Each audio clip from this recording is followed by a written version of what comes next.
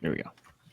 All right, we are back on this supersized preview show. This is episode 2. We're going to talk defense and special teams. Joining us once again, we have the crew from the Scarlet Faithful, David Anderson and Aaron Breitman, and we have Larry Krayn from the Night Watch, and of course, Richie and I from the Night Report podcast. Before we get into the defensive and special teams preview, this podcast is brought to you in part by Night and Day Apparel.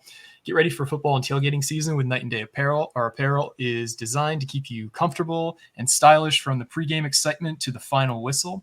Whether you're grilling in the parking lot or cheering from the stands, our high-quality gear has you covered with unbeatable comfort and team spirit. If you use our promo code Rutgers Rivals, you get 10% off your purchase. Score big this season and keep chopping with Night and Day Apparel.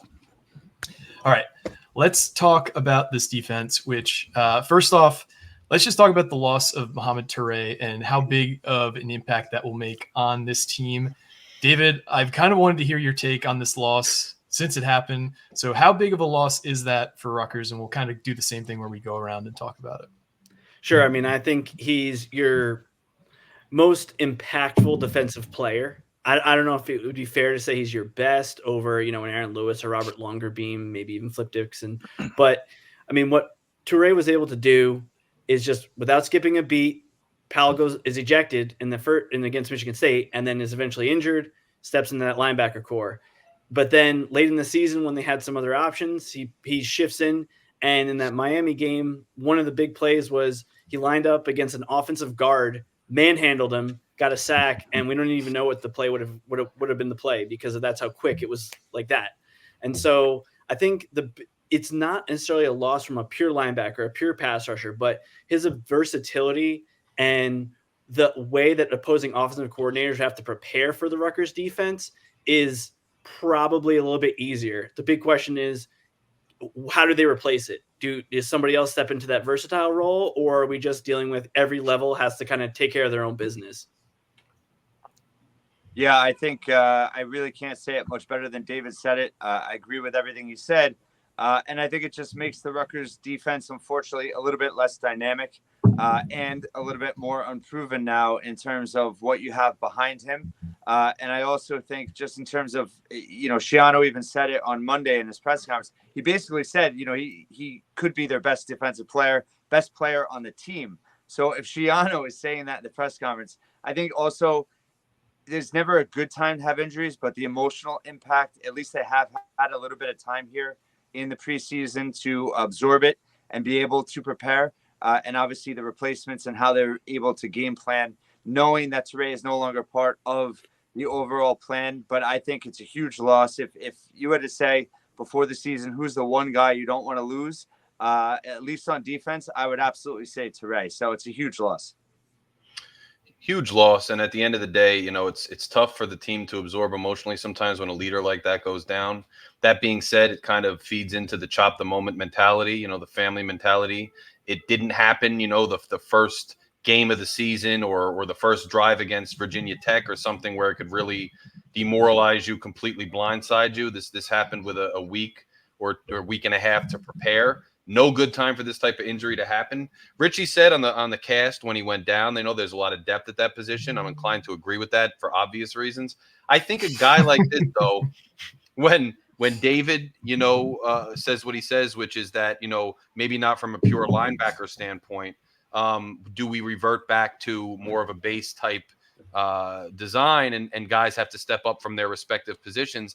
Players like that, though, who are just game-changing players. I mean, electric players who are versatile, who line up in a different position and come up with a sack, who are flying all over the field. Those guys change games, and they change momentum in close games. And so you can't really understate the loss of a guy like that.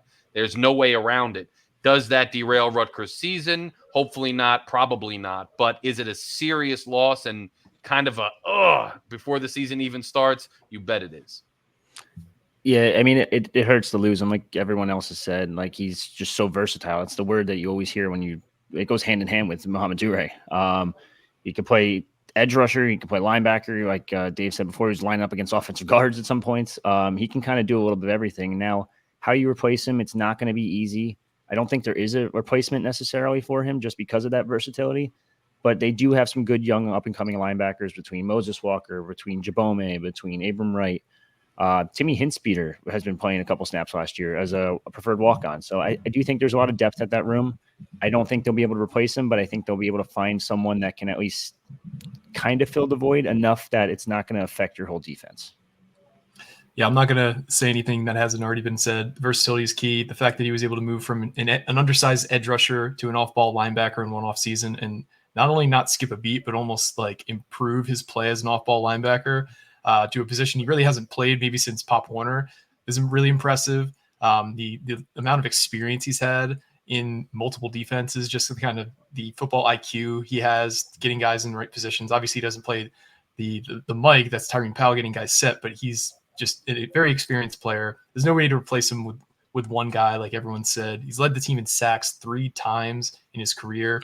I think if you're going to look at a silver lining here, if you look at all the guys that this defense is going to lose going into next season, getting a guy like Mohamed Toure back for the 25 season could be a huge stabilizing factor to that entire team, especially on defense that's going to have almost entirely junior, sophomore, and freshman lining up at key positions. So sort of like the Brantley thing where he didn't get to play last year, but it might be a blessing in disguise, like Shiano said. Not saying that we couldn't use Toure this year, but I think he would have a bigger impact on next year's team than this year's team. And Mike, just before we move on, just to piggyback on what you just said, you made a comment that he went from maybe an undersized edge rusher to an off the ball linebacker, and he made such an impact.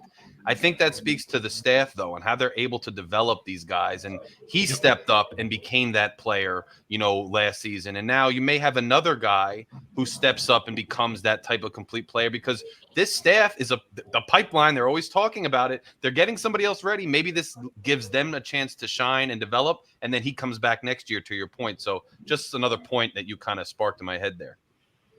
Yeah, totally. And it seems like you hear a lot of rumblings about specific young players splashing and making highlight plays and really impressing the staff. And I've heard at least half a dozen guys on defense the last couple of years that we haven't even seen really play this year, that the staff is like secretly really excited to see how they play on the field.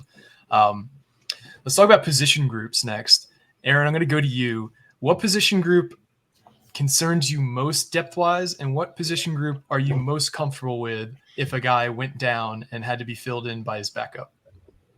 Well, I think you have to say linebacker in terms of concerns. I know people are really high in the depth in terms of DeJounte and Moses Walker. I'm really high on Walker myself.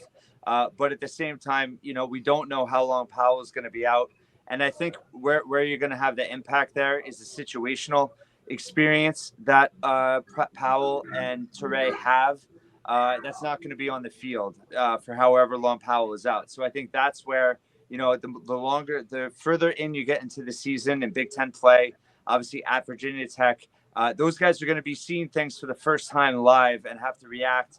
Also, just in terms of the communication. The other thing with Toure is, he is one of the captains, multi-year captain. So you have one less leader on the field for the defense. So I think that's a huge concern. It's not to say that DeJounte and Walker can't be very good linebackers for this team. But I think there's going to be an adjustment period for this defense in terms of as they get into the more difficult part of the schedule, they're going to be missing those guys. And hopefully Powell's back sooner rather than later.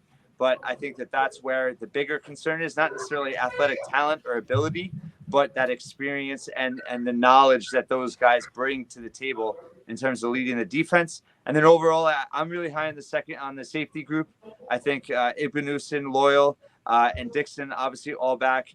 You'd hate to lose any of those guys, but with those three there, and I think some of the younger guys behind them, having two of them to help whoever that is along, whether it's a Bo Mascow or Kaj Sanders potentially. I think that having two of those three back, those guys have so many snaps, so many experience under their belt. They've all shown big playability, whether it's interceptions or even on, blitz calls that Harris Simiak makes in terms of getting a sack. So I'm really comfortable with the safety group. I think they're a strength, and you'd hate to see any of them to go down, but I'd feel most confident with that group. I think when you have the linebacker concerns because of the depth, because of some of the injuries, and you saw it last year when Powell goes down against Ohio State, we can't seal the edge on a run when it's still kind of a dogfight. And right there, you have like explicit proof of what you can lose when you lose athleticism or depth at that linebacker position. But I think, to kind of go big picture and where things shift when you have some depth concerns at linebacker, or perhaps you don't have that ridiculously versatile linebacker in Mohamed Toure who's going to get the sack numbers up. Well, now the emphasis kind of shifts to the D line. I mean, last year they got good amount of pressures and they did their job, but I think the sack numbers, you would hope for a little bit more. Aaron and I talked about Wesley Bailey, and I'll get into this later, but being a little nicked up last year, Lewis, these guys, you want them to step up, and then if that doesn't happen, or if that needs to be diversified a little bit, you have these secondary players who can blitz, and you have some exotic packages from Harris Simiak, and then they have to obviously defend the pass if you're not getting the pressure. So I think linebacker is a concern for me just because, some of the depth, although we've heard great things, is not necessarily tested. And then if Powell is not easing back in, or, has a setback, or one of these other backups who are highly touted has an issue, you're just shifting pressures around the defense. So it starts in that middle, even though we really run with two linebackers, it still starts in that core heart there, and then it shifts around the defense. So I'll be watching how those injuries and depth concerns play into the entire unit. I got to say cornerback. I kind of teased it on the offensive part before, but last year they just ran mostly three cornerbacks between Longerbeam, between Melton, between Eric Rogers. They lost one of those guys, so either someone has to step up, and I know they didn't have Bo Mascow all last season. I know they're very high on him. Al-Shadi Salam made the move over from running back to cornerback. Speaking of touchdowns in the last pod, he actually had one of those rushing touchdowns last year, which is just weird to say when one of your top corners has a rushing touchdown. And then there's just a lot of young guys, and a lot of guys that haven't gotten many snaps at all. I think that Virginia Tech game could be very opening for some of these guys. Like Sage Claw just played some corner last year, Zylan Williams, Trevor Yeboah Cody's not here anymore, and he played in 4 games. So Kasson Abrams not here anymore. So if God forbid something happens in that cornerback room, it gets scary thin pretty quickly. Yeah, I'm going to go interior defensive line just because a big part of turning pressures into sacks is just getting an internal push. And we just haven't really had that in a long time. And I think there's a reason why Schiano has 2 full-time defensive line coaches now, because he realizes how much they need to focus on converting, 4-man pressures into sacks or tackles for loss that we weren't really able to do last year. I'm going to piggyback off of what a couple other guys have said. I think the safety depth is something that I feel very comfortable with between the top 3 guys in Shaquan Loyal, Flip Dixon, and Desmond Igbenuson. But I think Kaj Sanders has a lot of potential as well. I think guys like Sage Claudius is a guy who's been making a lot of noise. I know he's been listed as a corner, but I think he's got the size to play safety and the athletic traits to play safety. So I'd say I'm most concerned with the internal defensive line, and I'm most happy with the safety play. Yeah, I think I'll go with Aaron or Richie because I think both situations is quite similar. I mean, at corner, behind the starters, Zylan Williams, I believe, played 2 snaps. Al-Shadi Salam 9, Nakun 2, but they were at wide receiver, and Masco had 26 only in the bowl game. That's it. And so that does concern me. But then at linebacker, Abram Wright only played 28 snaps all year. Wright Collins 31, and Moses Walker 42. Jabomi 85. So none of those are really numbers that you're going to feel excited and confident in. I would say I probably am more concerned at corner just because of, I think like Richie was saying, or you, Mike, like the Virginia Tech game, balls are going to be flying all over the place. And if one of those guys has to play significant snaps, that might be an eye opener for them. But in terms of linebacker, that's also, it's kind of a cop-out answer, but I feel pretty confident in both the linebackers to stop the run as well as interior defensive line to stop the run. Because we haven't seen a pass rush from the inside, but if they had to, like Aaron Lewis could play inside, Jordan Thompson could play some snaps inside. So I see the point about them not getting an interior pass rush, but they haven't had that anyway. So I guess I'm just not expecting it when it comes to like being, quote, worried about something going down because, the drop off isn't that big in terms of being able to stuff the run. Sure. That makes a lot of sense. I'm I'm going to kick back to a topic we talked about last time. Is there any underrated storyline about the defense that anyone has that wants to expound upon or thinks needs to be covered more before we get into our categories? I wouldn't say it needs to be covered more, but I like longer beam a heck of a lot. I know Max was a great corner and special teams player for us. Legacy, obviously, going to the league. But I think arguably, longer beam, when you saw him, he was defending a pass and you didn't even hear from him a lot of the rest of the time because he was on his guy like glue. I don't know if it's underreported, but I just think, I get the cornerbacks as a unit for sure. And God forbid something should happen to him. But I think a little bit underrated story is that he might be the best corner, arguably returning. And I think it's an interesting thing to watch. I think in terms of the linebacker concerns now, it puts more pressure on the defensive line to be able to generate pressure on the quarterback on a consistent basis. Schiano has been pretty adamant, all offseason about not doing that well enough last year. And being a point of emphasis, to your point, Mike, hiring 2 assistant coaches to coach the defensive line. And I think, that just puts even more onus on them to be able to create consistent pressure in the pass game. Now that you don't have that reliability at the linebacker position, you're going to be not wanting to take as many risks per se. So if they can't generate a pass rush and have depth in terms of rotational pieces to be able to utilize, I think it's going to be definitely something that this defense could struggle with. Yeah, I don't think we talk enough about Joe Harris-Simiak being retained for another year. This is a guy that Greg trusts more than anything. If you go back to Greg Schiano 1.0, he was calling the defense, like 80, 90% of the time. I think the one year he had a technical DC in name, it was Bob Frazier, who we know wasn't a DC. So the fact that he has a guy that he can trust out there to actually call plays on every defensive set, instead of worrying about that, it gives him a lot of other things that he can go kind of fix, whether it be like defensive back unit, defensive line. He can kind of go put his focus elsewhere instead of just focusing on the defense. And mind you, Joe Harris-Simiak's one of the best defensive coordinators in the country. I think you can argue now he's getting head coach interviews, I should say. He's getting defensive coordinator interviews from other schools. The fact that they were able to retain him again for third year in a row, that's just huge. Yeah, I'll add to that. First of all, as many of your listeners may or may not know, I grew up with Joe Harris-Simiak. My dad actually went to high school and graduated in the same, both of his parents too. And so, but for the record, I have not spoken with him since he took the Rutgers job.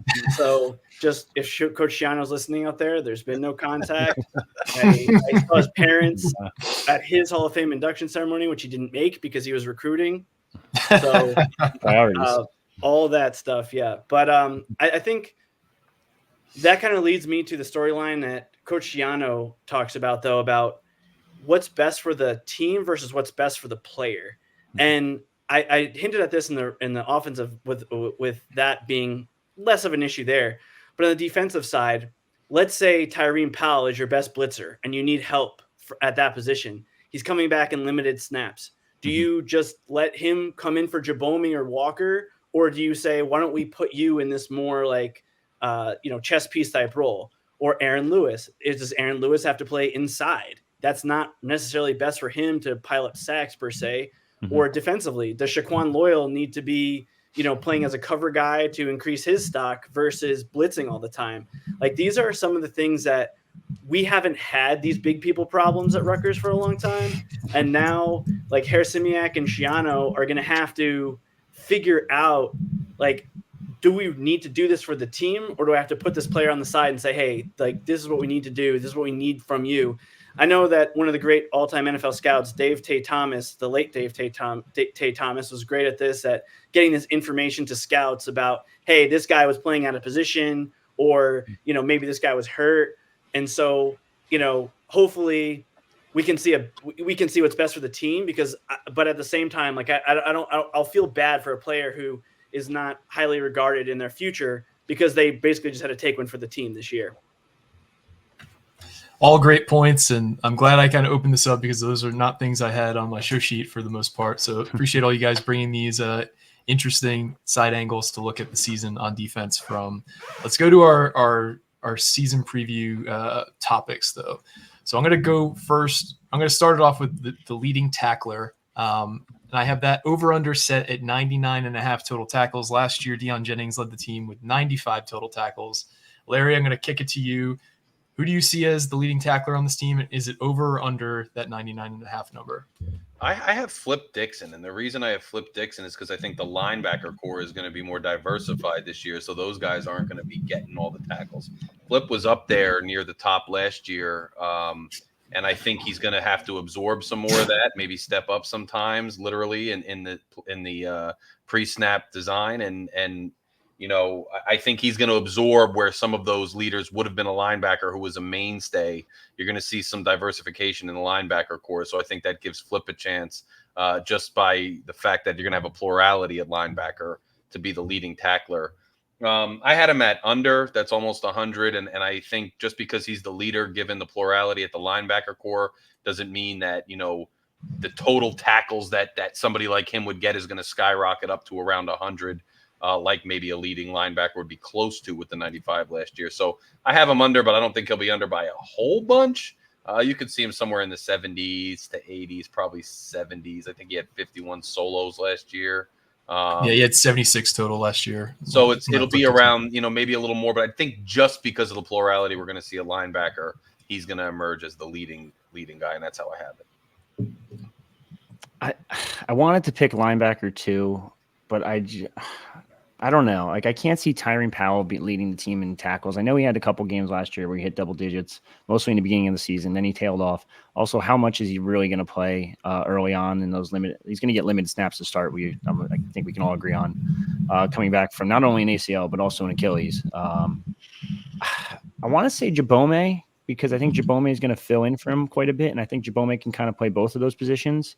Both those linebacker spots, and I think he's probably your next linebacker up, and especially with Mo Toure out, you can kind of fill him in that void or just fill him in until Powell's really fully healthy.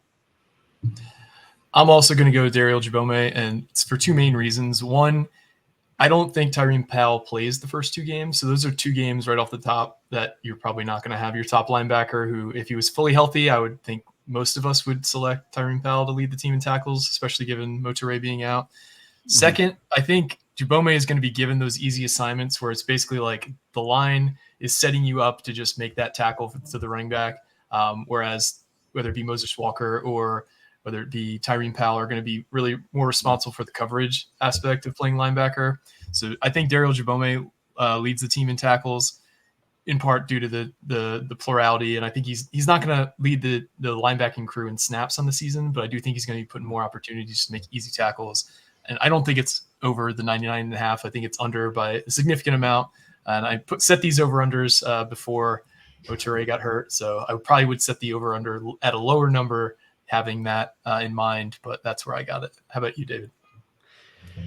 I'm going to go with Larry on this one. I see the argument, Mike and Richie, with Jabome. I mean, we saw, for example, under the defense with Fadukasi, like they basically the defense was to funnel the ball to him and then have him make a tackle. I'm not sure if the Harasimiak defense is exactly the same as that, but I just think it's Dixon because I think that the linebackers are, even if they improve in coverage, there's going to be growing pains, and he's going to have to just be that second guy a lot. Now, maybe it's a lot of assisted tackles, or he's not immediately the first guy on the scene, but I would see him making a lot of those secondary tackles, even tackles where maybe Loyal or Igbinosun is going for a strip because they have help and they're trying to generate turnovers. I just think there's going to be a lot more plays in the middle of the field this year, and he's going to be the guy who's just around the ball the most. But I'll take the under because, like you said, I don't think it's a situation where you don't usually want your safety leading the team in tackles because that probably means your first two levels are not doing their job. But he has a nose for the ball and he has a sense of where plays are going. And that's why I just feel like he's just going to be there a lot. Even if, like Larry was saying, that the number of solo tackles, may not be that much higher than what he had 51 last year. But just total, I think he's going to be the leader. But I would say under. I'm going to take the under too, and I'm going to be a little bit different, but also because I believe it's possible. And again, to be clear, I don't think this player is at the level of Mo Toure, but I think in terms of athletic ability, skill set, the player most similar to Toure is Moses Walker. And I think just his ability to go sideline to sideline, I think he has a real shot to be the leading tackler. I think it will be the under, but for the sake of variety, but also because I really do think he has a very high ceiling and that he's a player that could ultimately lead this team in tackling. Let's do our sack leader next. So I have the over-under for sack leader at 6.5 sacks. Rich, who do you have as your player leading the team in sacks, and do you see it as over or under that 6.5 sack number? I feel like you used to be able to easily just put in Mo Toure right there, and it's like, all right, we're done. Look, there we go. Not anymore. I feel like Aaron Lewis is finally going to break out. I know we've talked about him over and over again, and I know he's not getting the sack numbers, but he's getting the QB pressures, getting a couple QB hits. He was putting up good numbers in that aspect, but wasn't able to convert those into sacks. And Greg Schiano all season long has been talking about how they need more pressures from a 4-man rush. I think this is the year Aaron Lewis finally comes through. 6.5. What was it? 6.5? You said? Yep. Yeah. 6.5. It's gonna be close. I don't think he'll get that. I'm probably gonna go under. I'll probably say 5, and I think that's a pretty good productive year for Aaron Lewis. That will also help his draft stock, and can go back to the me versus team argument there. But I think this is the year Aaron Lewis finally puts it all together. Senior year, all cards on the table, and figures it out and gets those sacks. I'm going to go with the defensive end, but on the opposite side, Wesley Bailey. I think, like a few of you guys have mentioned, he was playing beat up last year, and it really showed when you would just kind of watch him early on in the season, just kind of blow past tackles. And obviously they're playing worse opponents early on. But late in the season, he just kind of didn't seem to have that same wiggle and burst from the edge that he had early on. But I think this is the year he puts it together. I think he goes over 6.5. I think it's barely over. I could see him having like a 7-sack season, but my guess is Wesley Bailey. Tough one. I would say I think both Bailey and Lewis are probably going to be around 6. I don't see a linebacker having that many, so I'll take the under. But if I had to put money on it, I guess I would say Lewis. But I think both him and Bailey will be around 6, which would be double what Lewis only had 3 last year, so it'll be double for him. Yeah, I'm going to go Bailey. I think just his burst, his speed, his ability to get off the edge when he is healthy. I think, looking back to prior years, he showed that in flashes. And I think all the senior class is really motivated. I think Aaron Lewis is probably taking things really personally in terms of how Schiano has challenged this defensive line, which is a good thing for this defense. So I agree. I think they're the best 2 options, but I think Bailey, just in terms of his pure speed and ability to get off that edge, I'm going with Bailey. But I will go under as well. Since Bailey's, been on this team, you've seen this burst. And I remember when we were first just hearing kind of rumblings about how high the staff was on Bailey, all the way to seeing it come to fruition in the games. I sit close to the Rutgers sideline every game, and I can tell you, there's so many times where Bailey comes off for a play or 2 or off after a drive, and he seems to be limping along or a little bit hurt. And I think he was nicked up, yet he still managed 4 sacks. I think Toure, what did he have? 4.5 based on the stat sheet I'm looking at. So it's not like he was so far behind him. I think you're going to need the line and the guys on the edges to step up. I think Bailey's just that natural pass rusher who has that electric, push to get to the quarterback. I think if he's healthy and he can stay healthy, and maybe the staff emphasizes that in some way, I think Bailey's gonna get his sacks. I have him over. It's close, but I think if he can really put the pedal to the metal, and also if the line's worried about Lewis, because you guys are predicting him too, and I think he is taking it personally, and now they've got to decide what's the strong side and who we honing in on. You're going to have even more opportunity for him to get in there. So I'm giving him the over, and I think I don't know if it'll be too far over, but I think a good season, it was 7 to 9 sacks in it, which is going to be crazy. But you hope he has a monster year if he can come back healthy. So. Does anyone feel brave enough to throw a dark horse out there for a guy that you think legitimately could lead the team in sacks, but obviously the Wesley Bailey and Aaron Lewis are the heavy co-favorites? Is there any third guy you guys feel strongly about having a good season rushing the passer? I'll throw my dark horse as Moses Walker. And interesting. But this is not a total positive. I don't think he's going to be as developed in coverage as we think. And so the logical thing to do would be just let him come on some delayed blitzes, or just send him and just roll the dice, because I think one of the things that made Schiano as well as Harasimiak successful as defensive coaches is they know when they need to bring that extra guy and when they need to force the offense to make a play. And so one of the ways to do that, I mean, much like we talk about Manungai, that they can't see him through the line. Like if your defensive tackles are occupying guys, like Moses Walker's not that tall. It may be hard for guys to see him, just like with Toure. Like obviously he's like 6'2". He looks like a huge guy. But when your defensive tackles are huge, sometimes you can just sneak that linebacker up the middle. And can he beat a back and get to the QB? I mean, I think it may be more of a testament to them not thinking their front four can get pressure than anything else. But there's entirely a possible scenario where it's Moses Walker. I like that.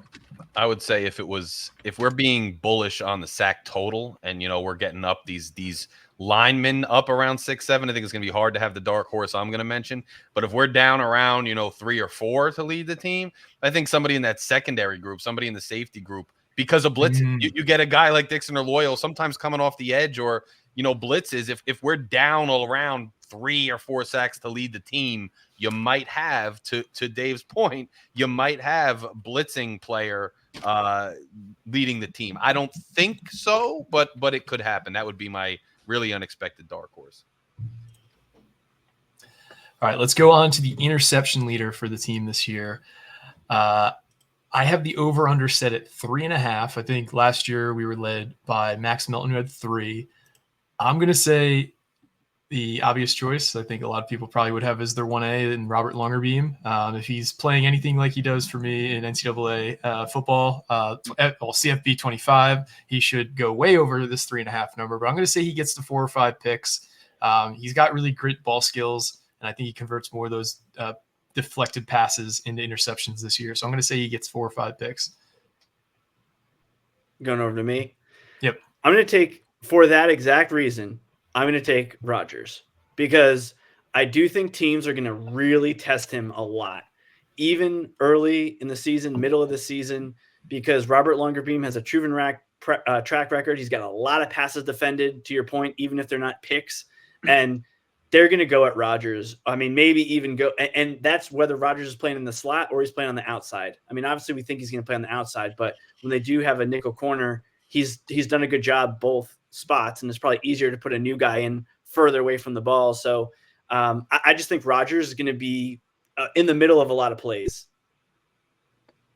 Yeah, I'll mix it up. I'm going to go with Shaquan Loyal. I think that he could be utilized a little bit differently and could be used in coverage as well, not just as a safety, but moved up to cornerback here and there.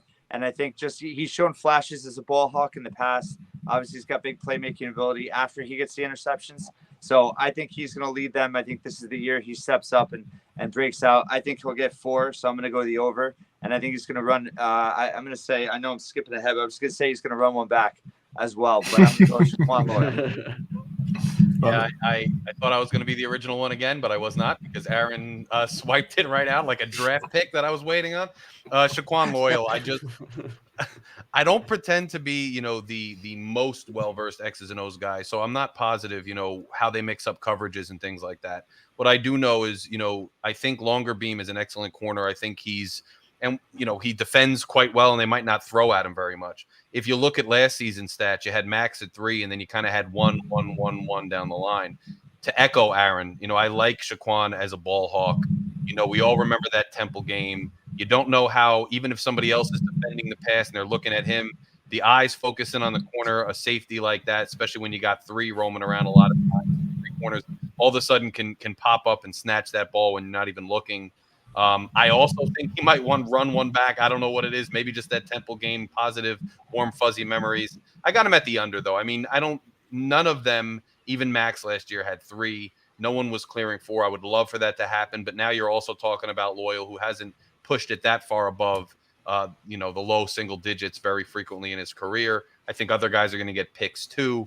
I think it'd be 3, but I think that for that reason, I'm taking the under.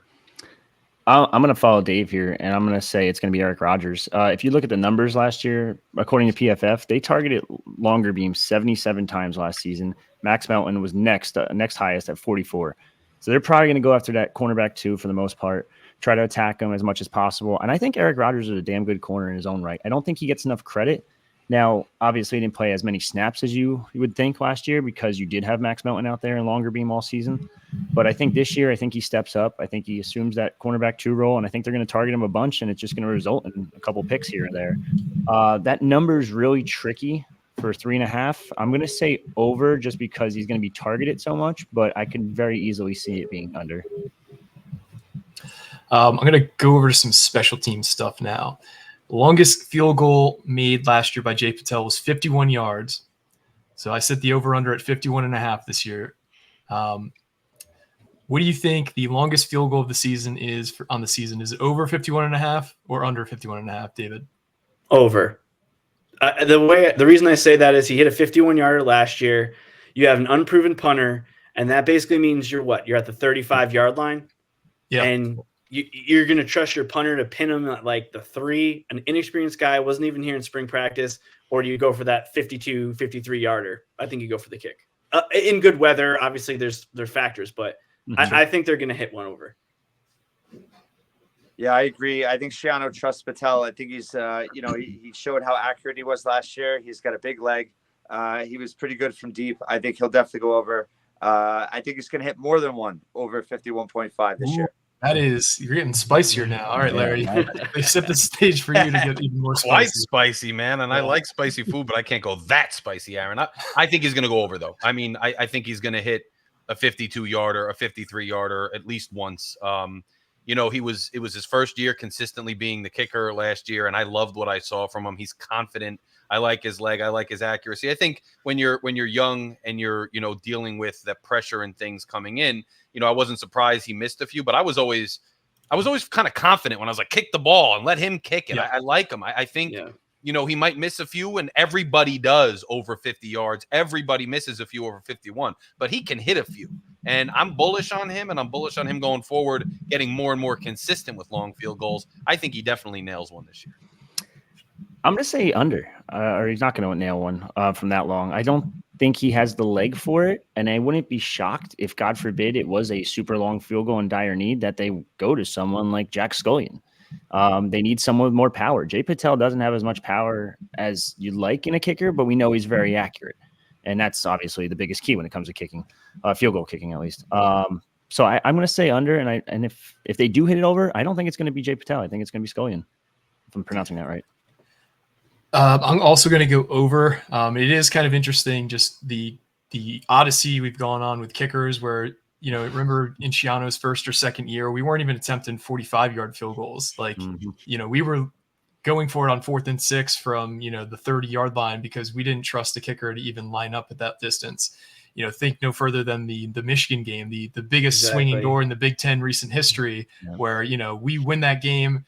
Harbaugh's probably fired. The entire course of, Big Ten history is altered, but he missed that field goal. He goes on to have, a nice little second act in his career at Tulane. But no, I think they feel confident in lining up Jay Patel from long distance.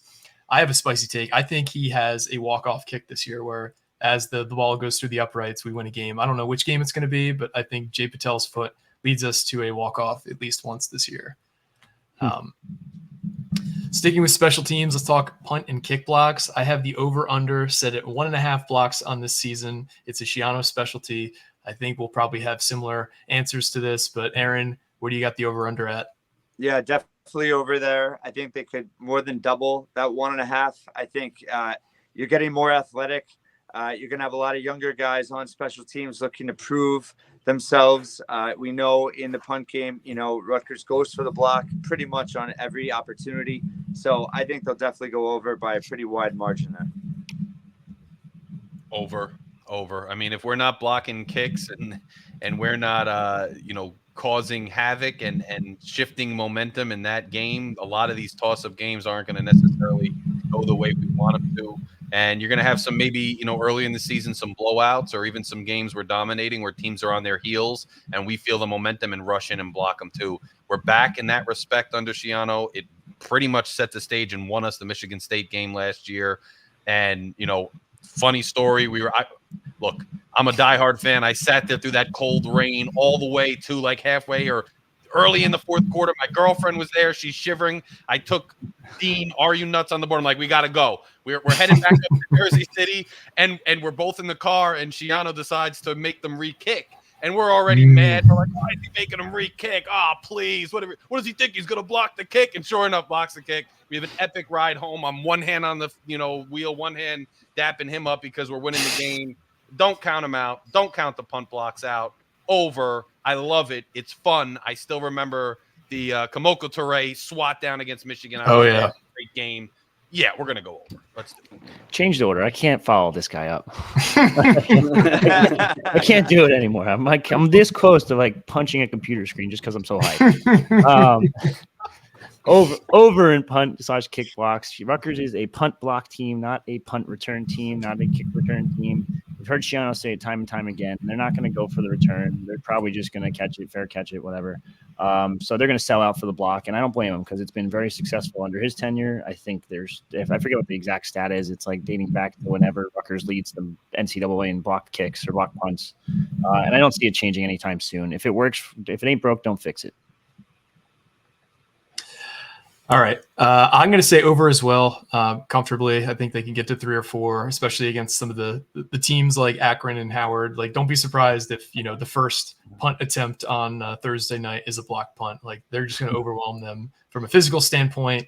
And I don't think Shiano's going to throw his trickiest looks in special teams out game 1.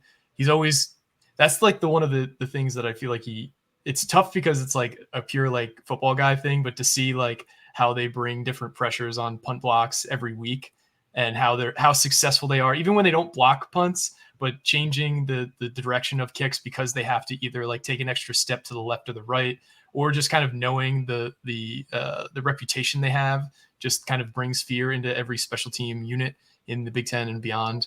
But I think it goes over. But sticking with that rough trend, I have the over-under for special teams and defensive touchdowns at 2.5.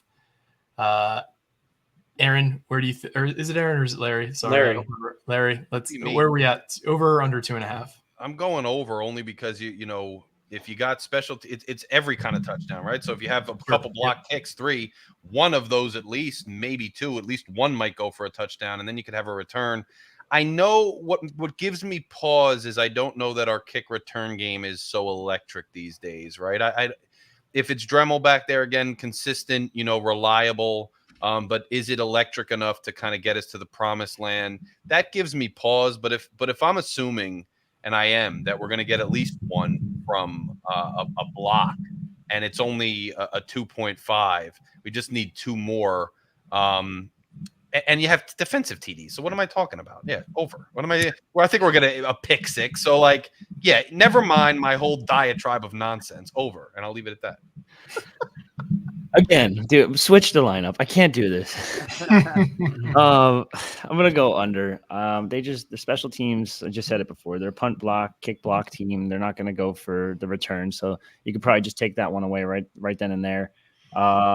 Defensive touchdowns is where it gets a little finicky. Like, they do play Akron, who stinks, a new quarterback. They do play Howard, who's actually a decent Howard team compared to most of the Howard teams they faced over the years.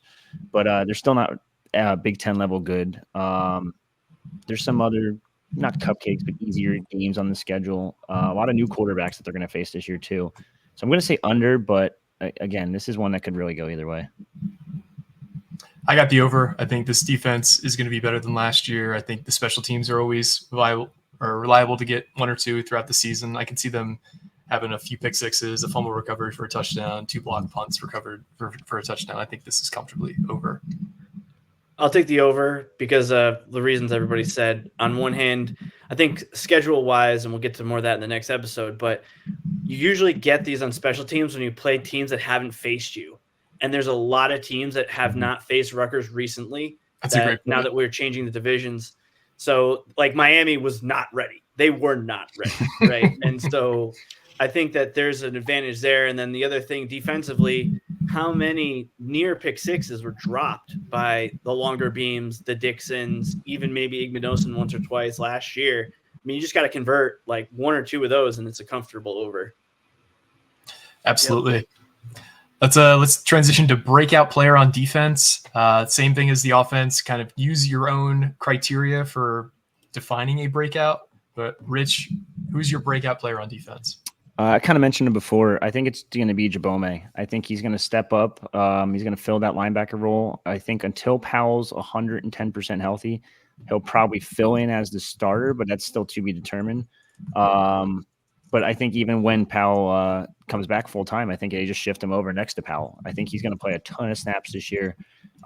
He's shown flashes in practices and games. He didn't play a ton last year, but it was mostly specials. But the staff is extremely high on him. They think that he's going to be the next great Rutgers linebacker that they have. And it's just going to be kind of a pipeline in that linebacker room going forward. But I think he'll be the name to keep an eye on and a name you'll probably hear a lot this year. I'm going to go with Bo Mascow for mine. I think he's going to be a guy who has a pick six at some point this season with an acrobatic catch. He's got really good size for a corner. He fits perfectly into what Shiano looks for from a speed, size, length perspective at the cornerback position. And I think he's just a name that, because he had some academic, there were non-issues. It was just NCAA compliance crap that kept him out of last year. He would have been playing a lot last year had that not cropped up. You saw him in the bowl game make some plays. I think he's going to be the breakout player on defense. Yeah, I agree with you, Mike, that I think cornerback 3 is probably the most likely for this, which is hopefully him, hopefully Bo Mascow. But I think if you watch the media, I think Kaj Sanders has a good chance. I mean, it doesn't look like there's a place for him to play, but I mean, he's making smoothies for kids in Newark with Jaquan Loyal. So clearly there seems to be, with him and Ian Strong on offense, this concerted effort to kind of push them as, future faces of this team moving forward. And so there's a scenario where Sanders just kind of forces his way on the field. I'm not sure how. Yeah, I would say him, or, obviously the guy I hope, I'll give you a dark horse. I hope it is DJ Allen, because they really need another edge that can make plays. And with Conga gone, which was a bigger loss than I think we're giving him credit for, I mean, they need somebody who brings a little bit of that juice off the bench that can give you a spark. So I hope it's DJ Allen, but I would say it's probably Mascow or Sanders. I'm going to switch it up with someone we haven't talked about at all that was a solid contributor for really, really good defense last year. That's Malcolm Ray from Florida State. I think what he can provide inside in the run game, I think he could be considered a breakout player, just because I think he's going to hit the ground running and elevate the play of the defensive line in the run game, just with the experience he has, his size. So I'm looking at him. Jabome, I got to go with. You got the injury now to Toure. I agree with Richie. The staff seems high on him based on all reports you've seen. If you even looked at when you guys are going through the snap counts for some of the depth linebackers last year, it looked like he had the most. Obviously, they were already trying to work him in. The Canada standout kind of guy they were high on, I think, from day one, who could really take those strides, be that electric player. He could be that guy, like I said, in that pipeline. And Richie said that long line of linebackers they're planning on here. I'm looking for him to be the breakout player. I think he's the type of guy that by the end of the year, all of a sudden you're talking about him with all this fanfare, where we were so worried with the injury. And not that Toure is not a huge loss, but if Jabome can step up and make a name for himself, it bodes well for the team. And I think if he can really get in there and be versatile, everybody will know his name by the end of the year. Love it. All the great answers. Let's move to defensive MVP. I have a guy who has been mentioned a good amount in here and who took over 3 or 4 games last year in a row where it was just like, this guy is literally the entire third quarter. That's Flip Dixon. I think he prolongs those stretches of dominance throughout most of the season. And given the issues we're going to have at linebacker, we're going to need safety play to step up. I think it's the deepest unit on the defense. And I think Flip Dixon is primed to just have a huge season. So my answer is Flip Dixon. I'll go with Robert Longerbeam, because I think if you can have a true shutdown corner, then you're basically playing 10 on 10 in a smaller area of the field. Maybe it's a little bit optimistic, but I kind of think they need him to be that, but I think it's him. I agree with Mike on Dixon. I think simply because also he's going to be asked to do more this year, having the prototype of what he did last year with the holes they have at linebacker.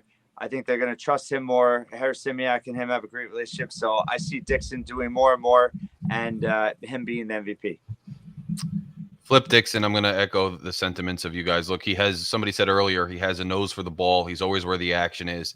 And whether that's going to be causing a fumble, recovering a fumble, just leading the team in tackles like I predicted, picking the ball off, making game-changing plays. He's a leader on this team.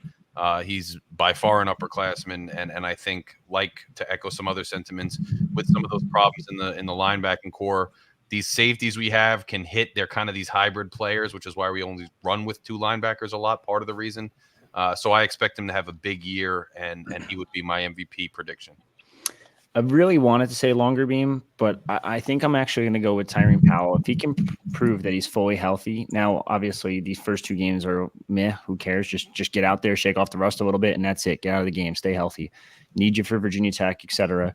But I think as long as he's fully healthy and proved he's fully healthy by week 4, I think there's no reason why he shouldn't be the team MVP. I think we were talking about him as team MVP last year before the injury. So I think he has a good shot at doing that as long as it's all on health. It's all really dependent on his health. And if he can get there and be 100%, I think that there's no reason why he shouldn't be MVP.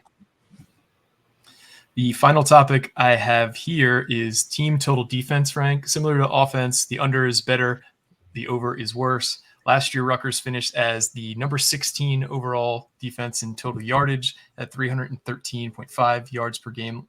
The 25th ranked team was at 326.1.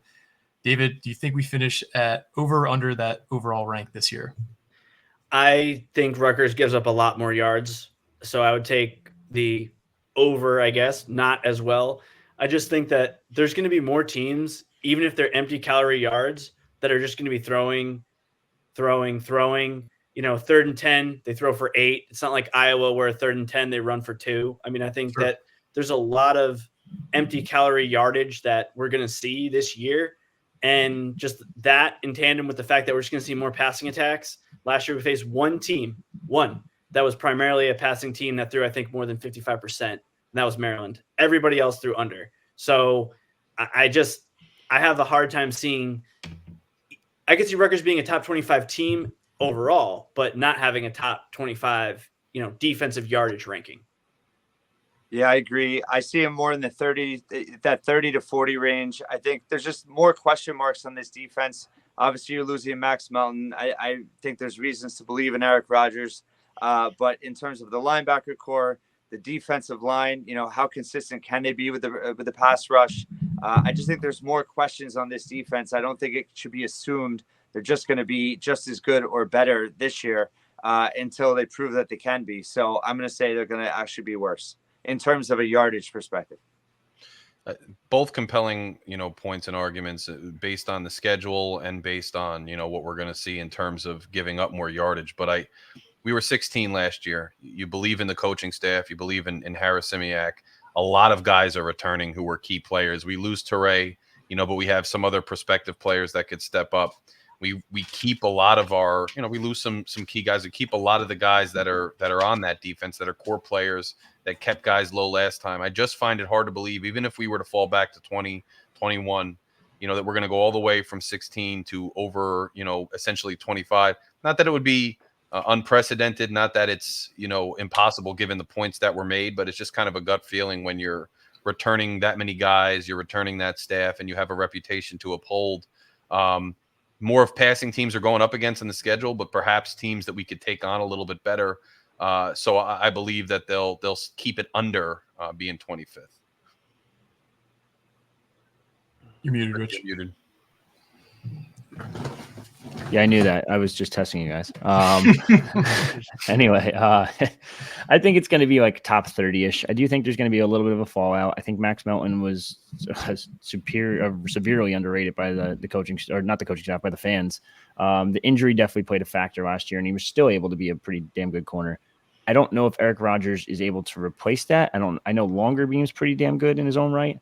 So I do think, like Dave said, they're going to pass a lot more. Losing Toure definitely hurts. It hurts a lot.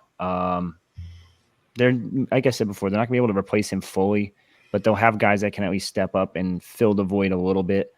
It's really going to be dependent, I feel like, on that pass rush. If they can develop a pass rush, then their defense should still be pretty damn good. If they can't, then that's where it's going to take a really big dip. It's going to be interesting. I really don't know what to think of this defense, but like I said before, Joe Harris-Simiak, year 3. I think he's pretty good with in-game adjustments too, and that's a big factor. But I'm going to probably say top 30-ish overall. I'm going to kind of agree with everything that was said regarding the over. I think you're going to see a team, and we'll get to this. I guess I'm teasing a bit of what I think is going to go down with the schedule, but I think we're going to be playing from in front a lot more this season, which is going to naturally force teams to pass. And you're going to complete more, like David said, empty calorie yardage passes on the defense than you did last year. A lot more teams that are pass first oriented. We played Wisconsin last year, but we play USC this year. We play UCLA. We play all those Pac-10 teams, all those Pac-12 teams that are pass first or former Pac-12 teams. I think you're just going to the confluence between playing teams that like to pass more and playing from ahead more. You're just going to see more yards given up. Doesn't mean they're not a better unit. If you're just talking about talent v talent, I think this year's team is probably, now that Toure is out, about even with last year. But if Toure wasn't hurt, I would say it's a much better team than last year defensively overall.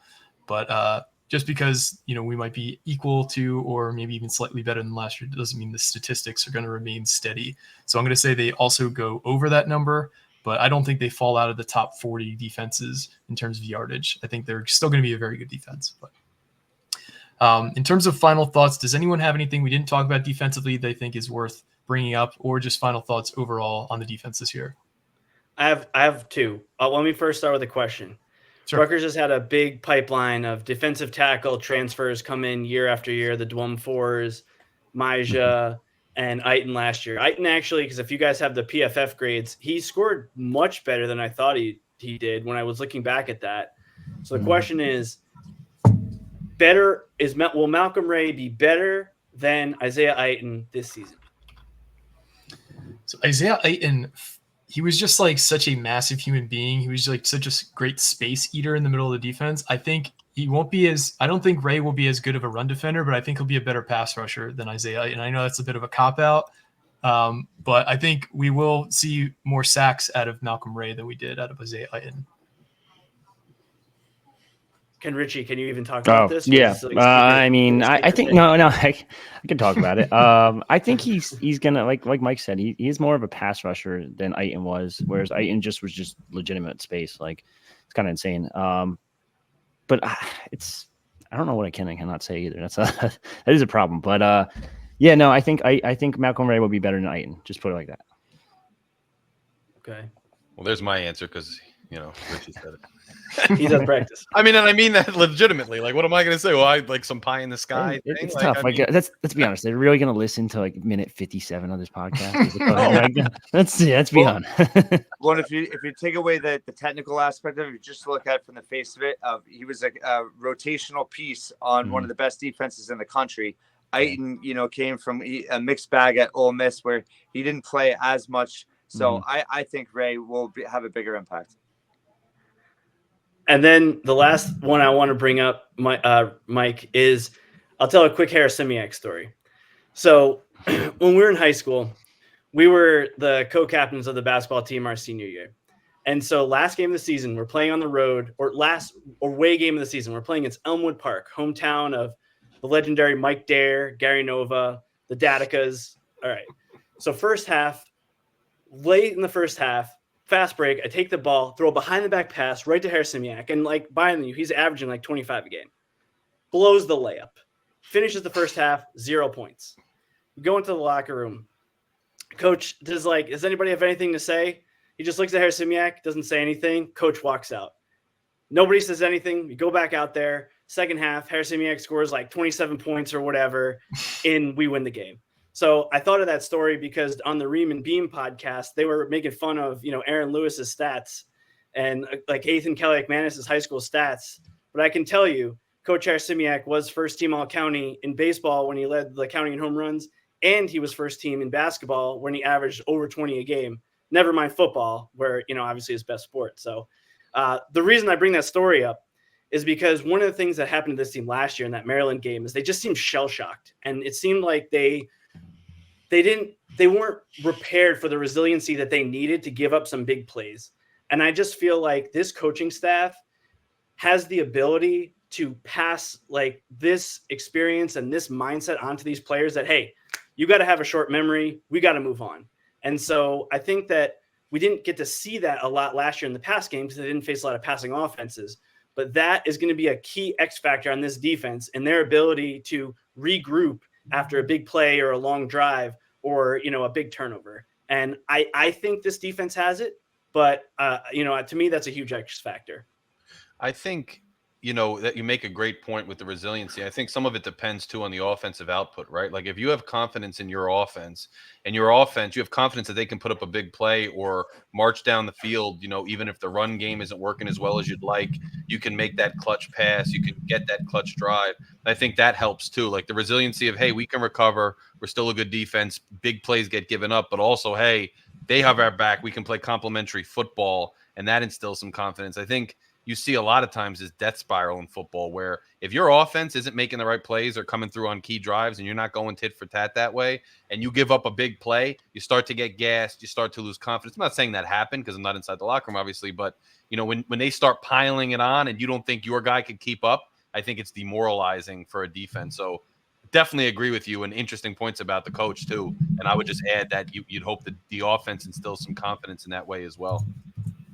Yeah, I think the residual effect of the offense just being, if they could be average and competent, what that can do. We've seen so many years, time after time, the defense, but by the time they get to the fourth quarter or by the time they get to November, they're out of gas. So I think if the offense can be able to make some plays and to be able to keep the ball in possession late in the game in the way they were at times last year, but with a more competent passing game this year, that will do wonders for. We talked about Manungai benefiting from staying fresher throughout the year. I think you can see that with the defense as a whole as well. All great points, and we want to thank everybody who's made it through part 2. I know we've gone long on each, but I hope we're providing some kind of perspectives that you might not have necessarily had on your own and giving you some information about this team leading into the season.